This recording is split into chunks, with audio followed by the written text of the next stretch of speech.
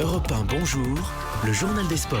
Samuel Etienne. 6h10, le journal des sports avec Jérôme Lacroix, bien entendu. Ça va, Jérôme? Ça va très bien, vous. Bonjour à tous. Très bien, merci. À la une ce matin, on vit l'Open d'Australie de tennis en direct sur Europe 1. Oui, le premier grand chelem de la saison de tennis à Melbourne pour Europe 1. Myrtille Rambion, 9 tricolores en lice pour une place au deuxième tour. C'est fait pour Gilles Simon, Caroline Garcia, Océane Dodin et à l'instant Alizé Cornet. Mais d'ici peu, Myrtille en attend les entrées en lice des deux bleus, Richard Gasquet puis Gaël Monfils.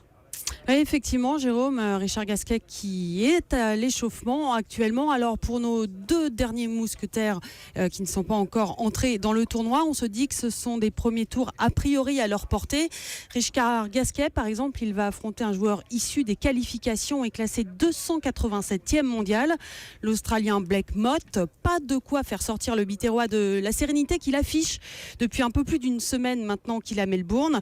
Richard Gasquet a remporté la Hopman Cup aux côtés de Kristina Mladenovic en guise de préparation, et puis surtout il nous l'a dit, il se sent bien ici à l'entraînement, donc a priori ça devrait aller.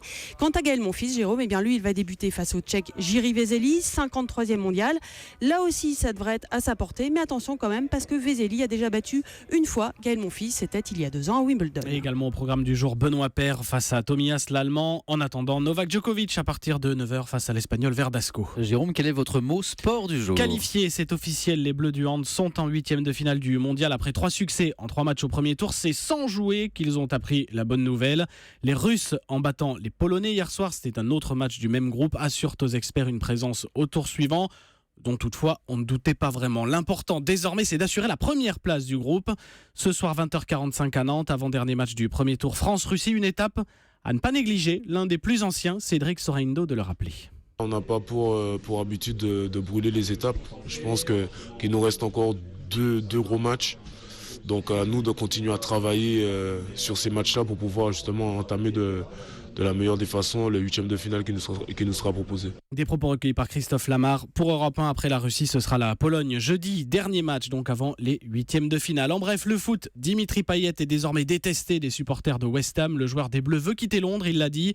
Marseille souhaite le recruter, mais les Anglais lâcheront le joueur seulement contre 30 millions d'euros environ. Ça pourrait donc coincer côté finance du côté de Marseille. Tension donc. Jérôme, enfin l'histoire du jour. Los Angeles joue d'inventivité. Cela pourrait faire mal à Paris. Les deux villes sont candidates à l'organisation des Jeux Olympiques d'été 2024. Ça devrait se jouer à pas grand-chose. Et hier, les Américains ont dévoilé une proposition totalement inédite. Organiser la cérémonie d'ouverture dans 2 stades différents. Alors en fait, le show démarrerait dans le Memorial Coliseum, 70 000 places.